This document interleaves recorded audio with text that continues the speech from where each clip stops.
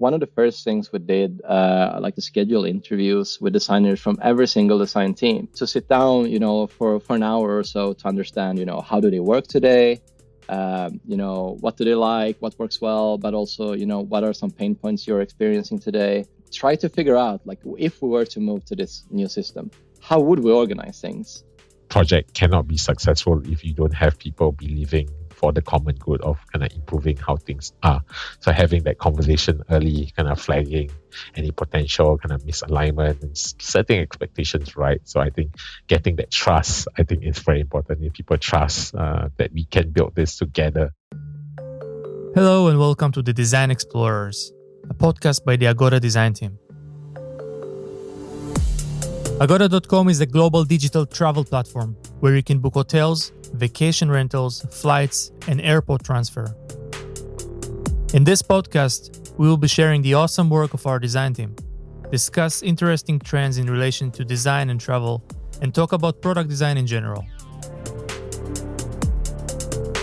My name is Nahum Yamin and I will be your host for the show.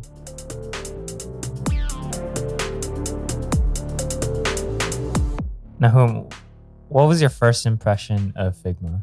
So when I first tried Figma, I was very excited about the possibilities it brings because, it picked up where Sketch left with the idea of components and this modular system that is following the atomic design system, where you could focus on actual designing and not worrying about maintaining all these components and UI patterns that we need to use as part of our design work.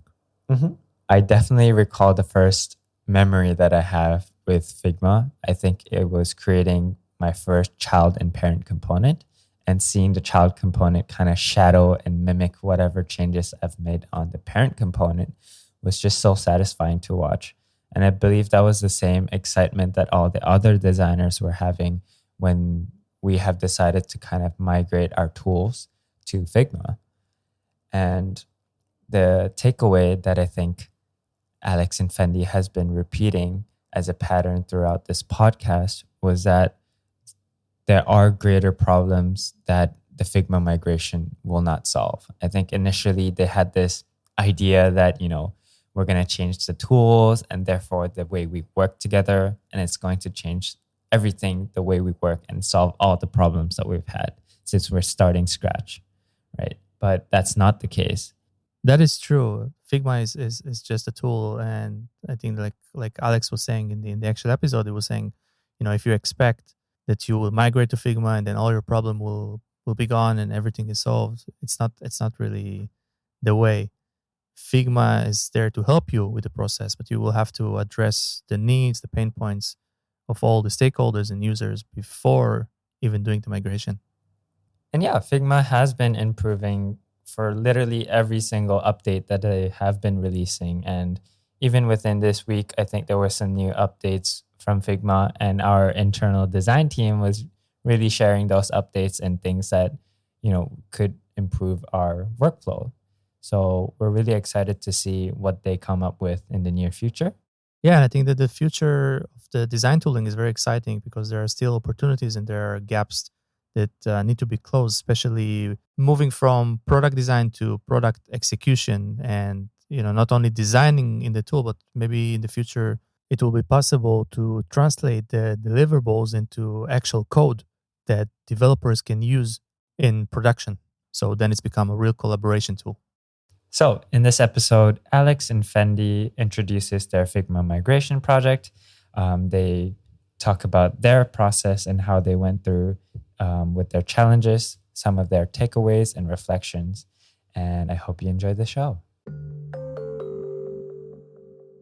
Hi, and welcome to the 9th episode of the Design Explorers. Yuki and I are here today with Alex and Fendy, who are going to tell us how they managed and led our team migration from using several design tools such as Sketch, Zeplin, and others into the Figma experience. And for those who are not familiar with Figma, Figma is now considered as de facto tool for product and interaction design. And in the recent years, it took the world of design by storm.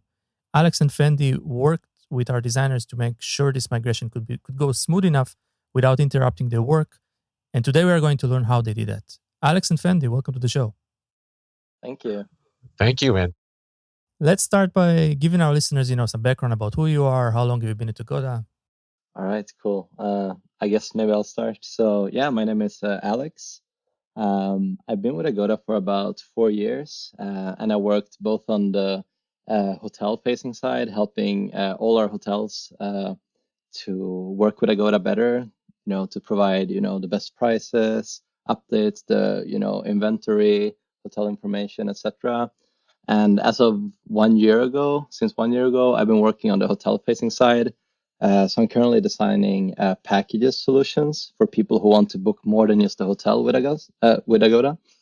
Um, and my role in the company right now is product design lead.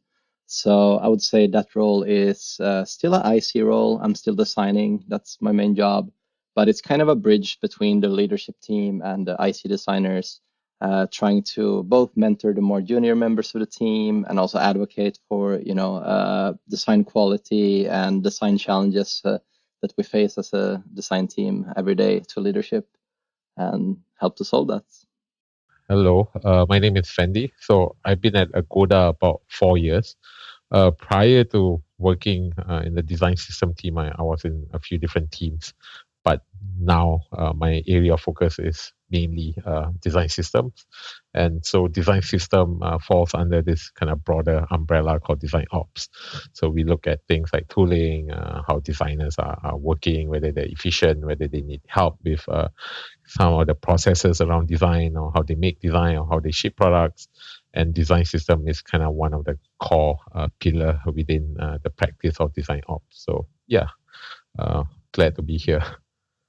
Awesome. Welcome, Alex and Fendi. So over the past 2 weeks or so, Figma has launched Schema, the design systems conference. And I noticed within our internal design team, a lot of people were talking about it and sharing some things and insights that they have learned, right? And how about you guys, Alex and Fendi? Have you learned anything, or what were your takeaways from them? Yeah, maybe I can start. I wish they did the whole conference in a more time zone friendly for the people in Asia. Yeah, so I managed to catch some of the kind of recordings after the conference was concluded. I think when looking at some of the insights that were shared, I think that would be kind of useful for us if we had that when we were migrating to Figma as a tool. So yeah, I think now after kind of watching some of the materials, I think we kind of slowly would take some of these findings and apply it in the next kind of updates or iteration on how we build our UI kits or how we maintain design systems or how we operate as a team within design systems. So it was very kind of useful for us to kind of push design systems at Agoda slightly further. How about you, Alex? Yeah, no, I also watched it. I didn't sign up for it initially. Although we work from home, I also was hit by the time zone issue there. So I've been watching several of the recordings afterhand on YouTube. And yeah, what I find super interesting is, different design teams seem to tackle this in such different ways. You had a Netflix team talking about the importance of contribution from like the whole design team, and how they kind of didn't want to be like nitpicking on how they organize the files and the design system itself, in order to kind of lower the barrier for others to help out. And then you had some talks where they were really diving into the details of how to build these scalable components, best practices for doing so, extremely organized worksheets within Figma. That was pretty interesting to see as well. So there's a whole lot of different things to consider as a design team. I think both like giving others autonomy to contribute, organizing things. How do we make it easier for designers to consume the components so that we're think of that when we build them. Yeah, a lot of very interesting nuggets there to learn from, for sure. So super interesting. I wanted to add on to that as well. I think some of the areas that were really kind of interesting or upcoming is how different teams are kind of augmenting Figma with custom plugins that they built for their organization to kind of solve really unique organizational problems about how they approach or organize design. So I think one of the examples that the Netflix team showed, I think they built this kind of content generator called Moria. Basically what they did is they just pulled the kind of content API from Netflix for different shows, localization, and that is kind of integrated directly into the Figma workflow. So I think that saves a lot of time for designers to actually kind of design for different locale and things like that. So imagine if we had that same capabilities at Agoda to leverage our property API easily. You can pull all the bed types, room types, property images, I mean, whatever. I think we have a wealth of data or library that we can pull from, but I think that is kind of untapped yet. Maybe that's something that we can look into in the large future. Project from us, yeah. Yeah, if you can promote for that or push for that, I think that would be great. Speaking of Agoda, you guys been working how long? Like 1.5 years on this migration to Figma? Something like that, or more than that? Yeah, pretty much 1.5 years, I would say. Initial push was kind of full on, but I think now it's kind of just providing support. So like the effort is always ongoing, but maybe it's not so much involvement. It's just kind of minor iterations or improving workflows, the library structure and things like that. But I think the initial phases were the hardest. I think we had to migrate 4,000 components from Sketch to Figma, and that means basically rebuilding everything from scratch. So for our listeners, maybe they're not familiar with Figma and the whole world of migrating from Sketch to Figma. Maybe you can give some background. What exactly was involved in this project, and what did you guys do?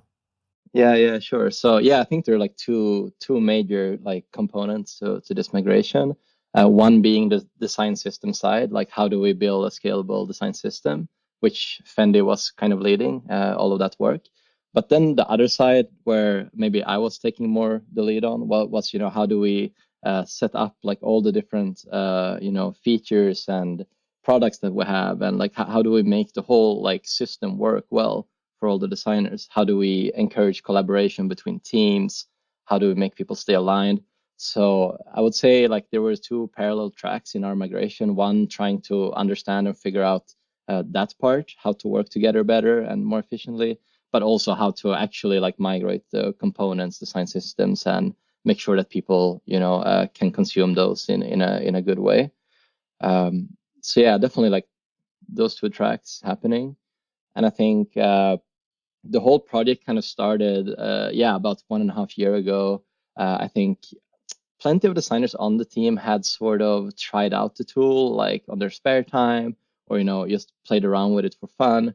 It was a very up and coming tool, so everyone was naturally curious about it. But also we know what big effort it would be to move to the new tool. So what happened at that time was that we had a new design manager joining us from eBay, and he had just been through this whole migration with the eBay design team. And his experience with that was really positive. Like the designers seemed to like it. It was very well received within his team. So, he came to our team and said, hey, why don't we start by looking at the costs of the existing tooling, start to, figure out and analyze how does it actually work today? What are some issues, we're having that we might be able to solve? So yeah, he kind of started this little working group of just a few designers within his own team that started to look into this. So that's kind of how it all started, I would say. Yeah. Maybe we can talk a bit about what was before, how designer work at Agoda before the migration, and what was the big change actually.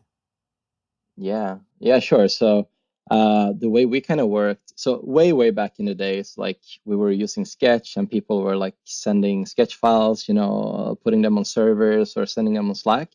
Around the time when I joined the company, so that was about 4 years ago, I think we had already started using Abstract, or we were like kind of in the process of evaluating that as a tool. And at that point, I think everyone was just happy to have some sort of structure, whatever that structure was. So just we started to use Abstract. People were just, creating new projects and, like dropping all their files in it and, started to work. And that's, like we did that for a few years and it was definitely a big improvement. But as more and more people were working with it, as the whole design team was, starting to use Abstract, we realized that there was not really any planning done to kind of use this tool. It was like everyone was so excited to have some kind of version control and like file management. So what we realized is that we had maybe like 3-4 different projects where we had design systems and UI components. They were not centralized. They were not managed by a centralized team. There were different versions of design systems as well, scattered around. So people were using the wrong system. There was no like consistency in the way we kind of set up teams and projects in Abstract. So that was a bit all over the place. It took a long time for people to find stuff and to know where to look. And I think finally one of the bigger issues we had was that it really started to slow us down a lot. Loading the files could take minutes. Committing changes took a while. Syncing to the servers. It's just it became a real issue where. As we found out when we were interviewing designers across the team, a lot of people kind of went rogue and like downloaded the files on their computers and just ignored Abstract after a while. And some teams were like sharing the files on Slack again. So we're kind of back to back to the starting point where the tool wasn't really solving our issues anymore, or at least not in a good enough way for us to continue. Yeah, and it was expensive too. To add on to the kind of how Abstract wasn't kind of sufficient enough to support some of our kind of design work or the nature of the design work is, I think what Abstract doesn't offer was this kind of idea of a real-time collaboration. So what happened with Abstract was there was a project and then there will be 100 different branches of that project, and what happened most of the time is these branches were not kind of close back into the actual master file or master design. So we end up with having a lot of kind of permutations of a design that nobody knows whether it was up to date, whether it was taken, or whether it was archived. And so that causes a lot of confusion about what's the latest design or where the latest design file is. So I think moving to Figma, I think the advantage that Figma had was this idea or this notion of real-time collaboration. So if you're kind of duplicating someone's work, there's an opportunity for you to address that conflict now. So you can address that conflict now versus Abstract, where you hopefully think that let me address this conflict 1 year down the road. And when you address that conflict, then you don't know how to reconcile all these changes that basically had happened. So there's a lot of kind of merge conflicts happening in Abstract, partly because of, I think, bad practice. Like Alex said, there was no clear guidelines how you should commit or when should you merge your designs or whatever. It was more like, it was better than previously. I would say it was more kind of disorganized organized chaos. Moving to Figma allows us to kind of address some of these fundamental issues. Yeah. And I think, of course, there are a lot of reasons looking back why migrating to Figma made a lot of sense. And so I think getting towards like the nitty-gritty detail of how you actually executed the entire migration project. So what was like the very first step that you took to begin this project? Right. So, I mean, to begin with, there were quite a lot of designers who wanted to be involved in this. So first of all, we needed some sort of buy-in to even approach this, right? So the very first thing we did was to look at all the costs that we're spending on licenses. So, we did a breakdown of every single design tool that we had and the cost of it. And we estimated that cost versus what if we would, like cancel most of them and switch to Figma? How much would we save? And, it turned out there was a quite significant savings per designer. But the biggest saving that we found out was by removing Zeplin, we would also save all the costs for developers because, sure, we're a pretty big design team, but nothing compared to the development team. When you have hundreds and hundreds and hundreds of developers who need a license, which is something that Zeplin charges for, that really started to add to the cost. So yeah, by just providing like those numbers, black and white, to the leadership, they were very enticed, like to dig deeper into this. So that kind of gave us the buy-in and time to continue the process. So that was the very first step. And I would say once we had that sort of buy-in, what we did was, to really explore what other design teams were doing. So we were reviewing, YouTube conference clips where people talk about Figma, design systems, conferences, Medium articles, podcasts. We basically had this Slack channel where, we would just share all these resources when we found something interesting, like for everyone to, read up on or listen to really like gain a lot of interesting insights from other companies that had already done it. And we also had our sister company, Booking.com, in Amsterdam, who had been migrating to Figma a year earlier.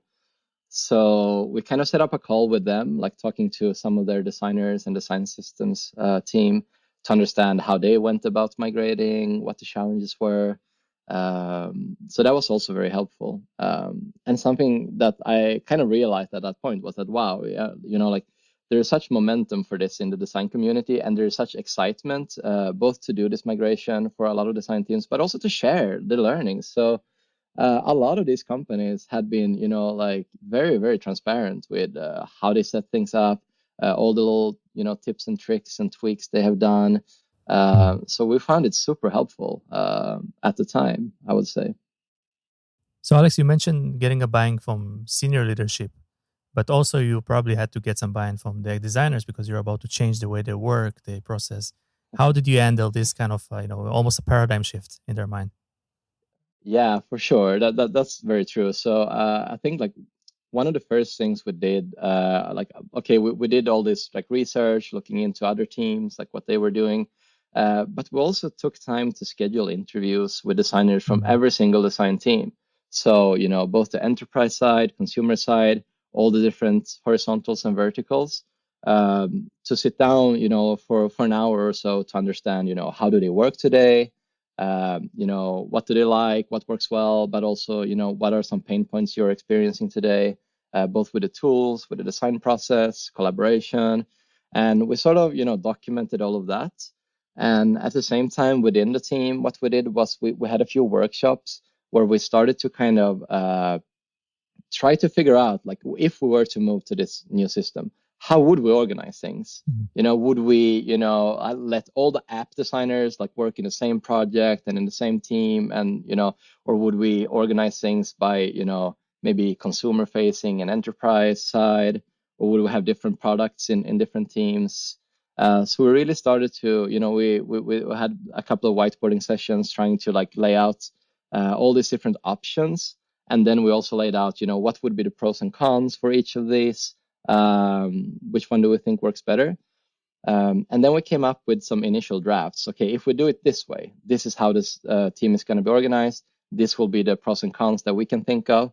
And then we took those proposals out to each of these interviews when we talked to the other designers, and we show it to them. And we asked them, hey, if we were to migrate, and here are all the issues that you mentioned, here are some different ways that we could potentially organize ourselves. And here is like what that would solve. And, all of these issues that you mentioned, like this solution might be helping, or if there's something we haven't thought about, maybe we can actually improve it this and that way. So it was kind of like a roadshow where we had this initial draft and we took it from team to team and kept adding and changing and tweaking and improving. So I think that by the end of like that, maybe that took like a few weeks to do, because I mean, all of us had our day-to-day work to do as well. But yeah, after that time, I don't think anyone in the design team could say that their particular team had not been involved or they didn't know.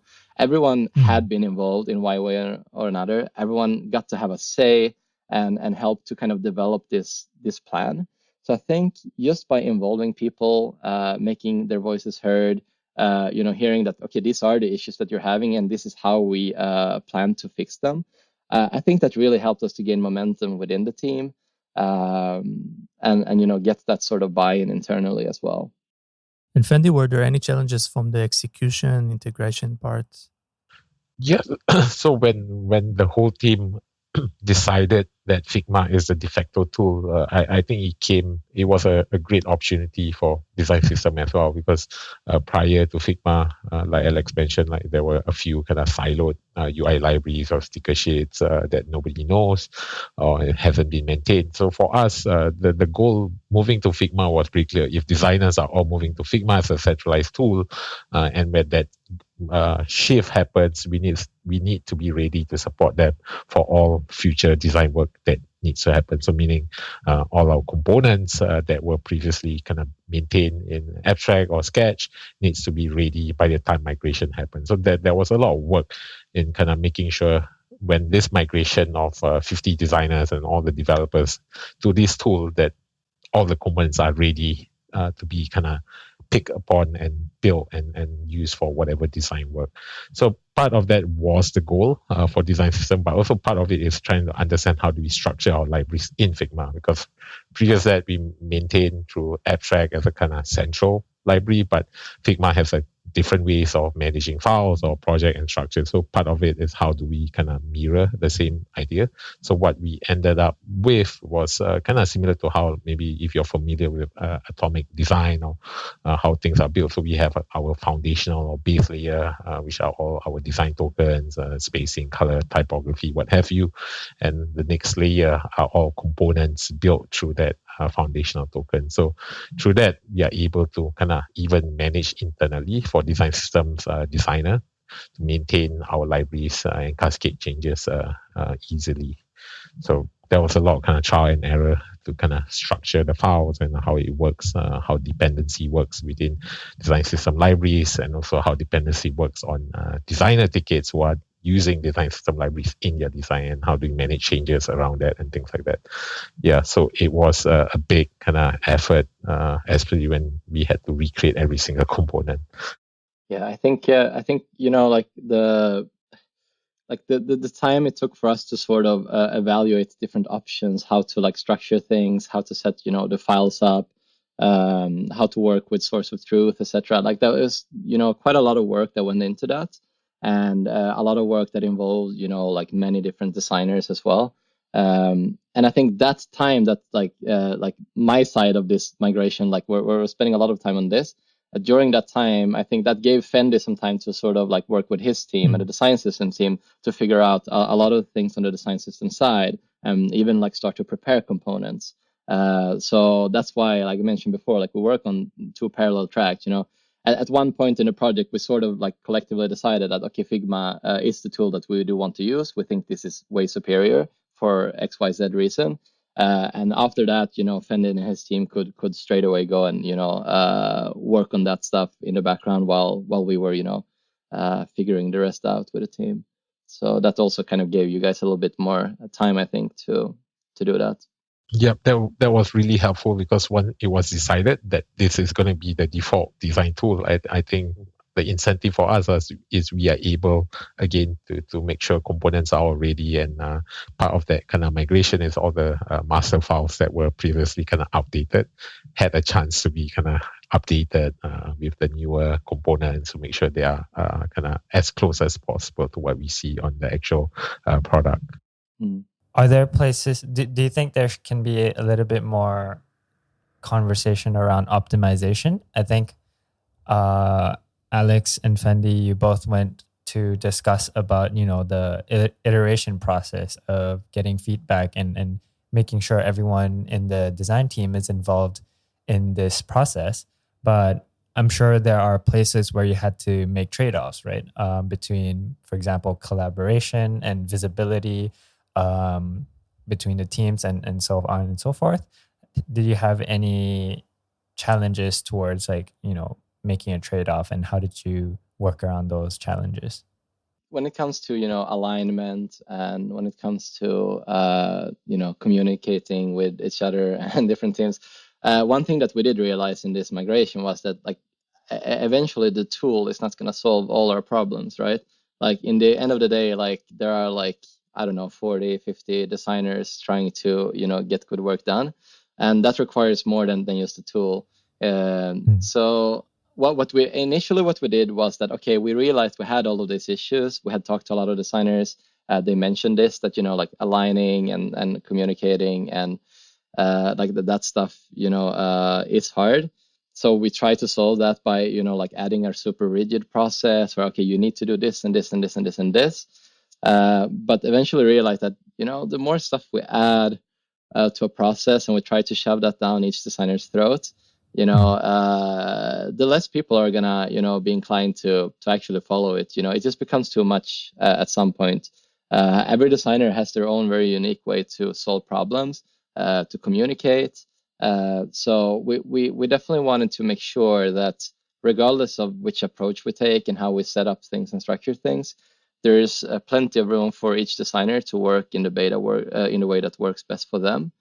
But with that said, instead of like telling people what to do, we do try and provide, some checklist, for example, where they can, or reminders, I guess, remember to, like ping the design systems team for feedback, remember to, if you're working on someone else's, feature or page, ping them for feedback as well.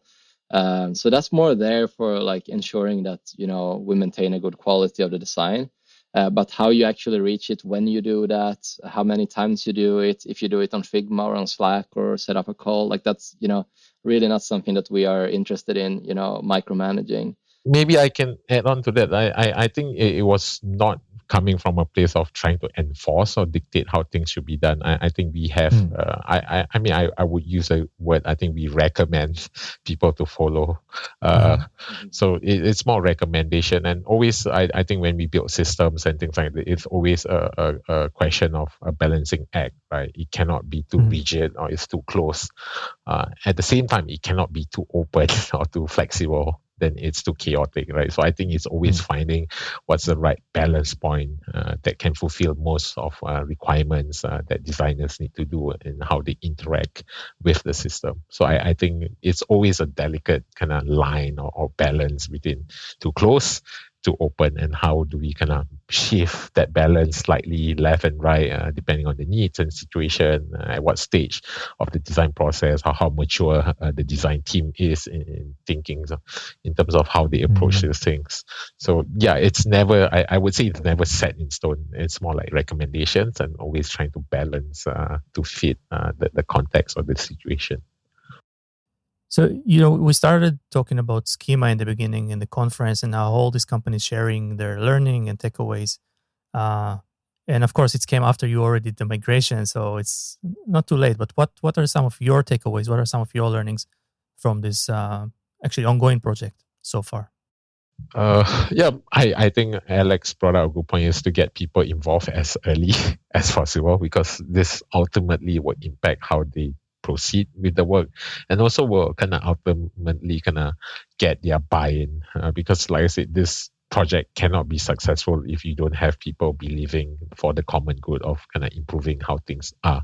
So having that conversation early, kind of flagging any potential kind of misalignment and setting expectations right. So I think getting that trust, I think, is very important. If people trust that we can build this together, it makes a lot of the conversations moving forward much easier. Even though people might agree or disagree, I think there's certain trade-offs that we can have to make sure that we are actually doing a greater good that helps everybody. Yeah, I think there are like a couple of like bigger topics that it seems like most design teams are still kind of struggling with and still trying to understand how to do, even after migrating, such as, for example, aligning with the tech side. So, how do we keep a tight alignment between, like the design components that we have and what the developers consume, how to close that, gap. Like there were a lot of people mentioning that in the schema talks, in their different ways of trying to solve that, aligning on the way they name stuff, the way they even set up variants to match with, how the coded component would look like in code. So that's something that I think is definitely a big challenge that I hope that maybe Figma can actually at some point help to improve in the tool, like somehow like find a way to bridge that gap even better. And also, of course, knowing like, which components are deprecated, like how do we use the components? Even if you have a component, there's plenty of ways to break them in a design and use them in a way that is not intentional. How much do you document? Like we can over document every single thing, but who's going to read that documentation? How do we make the documentation accessible and, where people actually need it? And there are a lot of those things that definitely still we can still improve and can still figure out. And I think those things we can improve with time. Like we see people coming up with super like nifty solutions. For example, someone mentioned in one of the talks that, like we were talking about, like how do you name like an icon? Is it a heart icon? Is it a favorite icon? Is it a save icon or something else? And there's not really one answer that is correct, right? It really depends on everyone's context and the way people's minds work. And then someone had this trick that, okay, there's a description for a component. And in the description, you can add all of these different like tags, if you will. And that way, if you're searching for a component, whether you search for heart or save or favorite, it's still going to show up. So like these kind of things, I think we can always learn from other teams and like improve as we go. It's impossible to figure every single thing out in one migration and like do it right from the beginning. Like that's, I think, would be a bit unrealistic.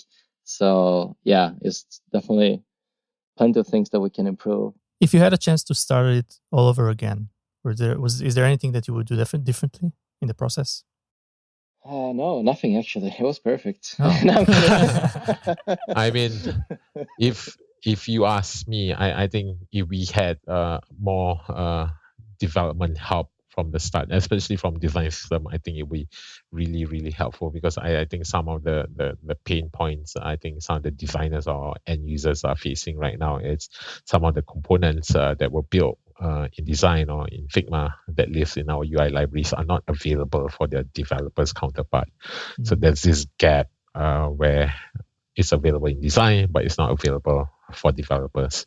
So that when decisions like that or when conflicts like that happen, there'll always be a kind of fallback. Either people build something that is not aligned or that is not cataloged, and it lives somewhere in the wild. Nobody knows. It's not accounted by design system. It's not maintained by design system, but it's there. So over time, if many kind of people are doing that, then I think it bloats the whole product experience. So I think if you ask me if I can redo, I think if I can get developers to basically mirror what we've done in Figma on front end, I think that would save a lot of heartache for designers and also for us, because we need to communicate all these differences. Sometimes we lose track even. Yeah, I was going to say, so if you had to give advice to people who are considering, migrating to Figma or any software for that matter, you would say something similar to, keep everyone aligned, and it really depends on your team. So make sure you do collaborate and it's a team effort. Yeah, and I would say you need to look at the nature of the design work, like what's the approach to how the company built or design? Is it more stable? Is it more messy, experimental with different branches? Then I think if you have that as a constraint, then I think it will kind of help you understand how to build or how to use Figma as a tool. And I think tools are just tools. It's not a silver bullet that will solve all your organizational problems or design problems, right? They are just tools. They're supposed to help you do certain things. But of course, tools might be inadequate. But I think part of it is trying to figure out how to use these tools to kind of support how your product team is thinking about designing or how they design, how they ship products. So I think you need to understand the nature of the design work and look at the tools and whether it supports it or it doesn't and things like that.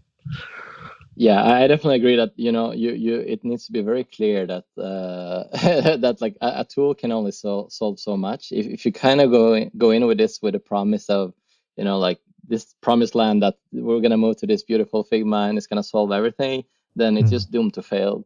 So I think that's maybe something that we learned, that we thought it would solve a little bit more than it actually could. Like we did realize a few times that, oh, this is an organizational issue, or this is a communication issue, or whatever. So that's I think something to you set the expectations and set the tone with the rest of the team. Like these are the things we're looking to solve, and these are things we actually have to solve as people and a team. That's definitely one thing that I think is pretty important. And another thing is, I don't think you can just look at what other people did and copy paste it. We looked at many different companies. We looked at Booking.com, Spotify, Uber. We looked at so many different and smaller companies, all having very different approaches to how to do things. So I think if you look and get inspired by them or by us, I think that's fine and you should. But also try and understand like why did this company do it this way versus like you could have done it this or that way. And then trying to figure out what's best for your team. It's the same as when people ask, oh, like why don't they have like a like pre-made UI kit that I can just start to use? Well, every single design team needs different things in their design system. They need it to be built in different ways to support the tech or the products or the way the designers work. So that's why it's not like it's hard to like come up with a template that works for everyone. Initially, we thought that we would mimic the way Spotify has set up like their source of truth, for example. But it turned out after a couple of iterations with the different designers that didn't really work for us, or we thought we had a better way to solve that. So, and that's fine, What was unique about the Agora problem? Is something that we can identify, or is just in general it was different from the rest of the companies?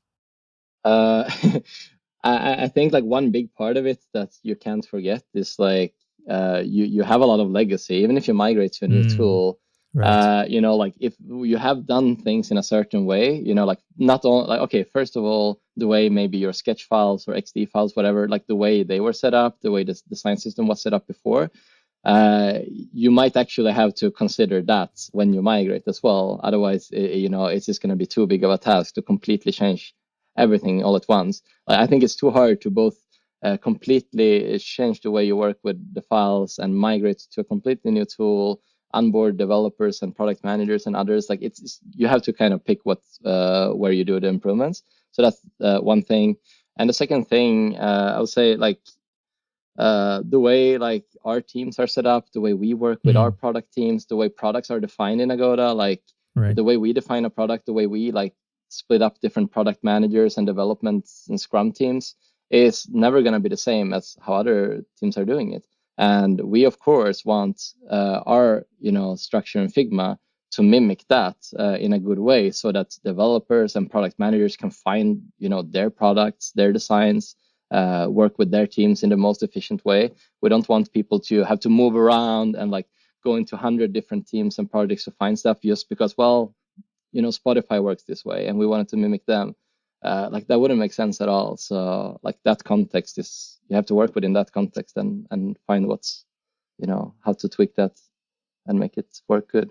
Maybe we can switch to talk a bit about the future. So, with your experience with Figma and the migration, where do you see this world is going to? Like what's next in terms of tools, in terms of the way designers collaborate? No, I think that's interesting because I think Figma did send out an invite. They have extended the kind of plugin capabilities to FigJam. So I think because of COVID and people are now working from home, I think Figma as a company is definitely looking at how collaboration can be made kind of much easier through kind of remote work. So I think the future of Figma, if you ask me, I think is definitely they are moving towards that kind of remote work and how they can facilitate or make collaboration in a remote work environment much easier. And I see that because they have just extended kind of FigJam, which used to be kind of closed, but now I think they kind of open up FigJam to allow kind of custom plugins to kind of augment FigJam, maybe to build certain features that are uniquely to certain design organization and things like that. So I think the future is definitely kind of remote work or kind of decentralized workforce and how they collaborate kind of virtually on Figma, things like that. Yeah. I would say like definitely to add on to what I talked about before, I do think that closing the gap between, development and design, it's something that there's still huge opportunities to do. Like I think just certain stuff, are just not really aligning. Like the design tools today don't align with how things actually work in code. Like For example, why shouldn't I be able to set, like, if I have this container, I have a card, and I want to have like a red border on the top, but not on the sides or the bottom. Like, that's just impossible today. It's such an easy thing, simple thing that, like, like, it's very simple CSS, yet no design tool has figured that out yet. It's kind of mind blowing, to be honest. And there are many of those examples. I think the way, you need to use hacks today, right? But then if you're gonna hand off that hack to your developers, they are gonna build this box with an inner shadow. They're not supposed to. That was not the. So, like, yeah, that gap I think still can be tightened much more. And also, I don't know how, but logic, I think, like, is something that is completely missing in all design tools. So obviously, like, when you code something, there's a lot of logic that like do the work for you. But for us, building out edge cases, building out or like prototypes, for example, all this kind of stuff requires a lot of manual work, because you need to lay out every single thing, like duplicate it and do it once again and change and tweak.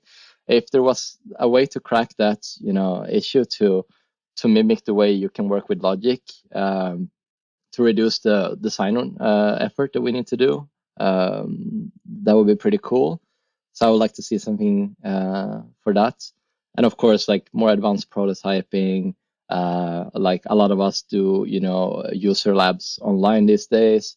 Many times those are not moderated. You might send out like a Figma link to like 20 participants to do a lab, and something goes wrong, like, then you're screwed. And there's only so much you can do in Figma with prototyping. They do improve it all the time, so that's great. But I think there's still room for more complex prototypes, and again, adding more logic to it. That's something that would be great to see. Alex and Fendy, we want to thank you for coming to our show today. I think this project is very interesting, the way you migrated to Figma, and like you mentioned, there were two aspects here, dealing not just with the integration and the technical side of it, but also with the organization and leading the people. And you did some great job at Agoda, and we moved from using a few tools into one integrated tool that everyone can share together. So thanks again for coming today. Thank you. Thanks for having us. Thank you for having us. Thank you so much for listening. If you enjoyed this podcast, please leave us a review on Apple Podcasts, Spotify, or anywhere you are listening, and share it with your friends and colleagues. Don't forget to subscribe to our show to get notified when we are releasing a new episode. And if you want to learn more about the work of the design team at Agoda, visit agoda.design. Thanks again for listening, and hope to see you in our next episode.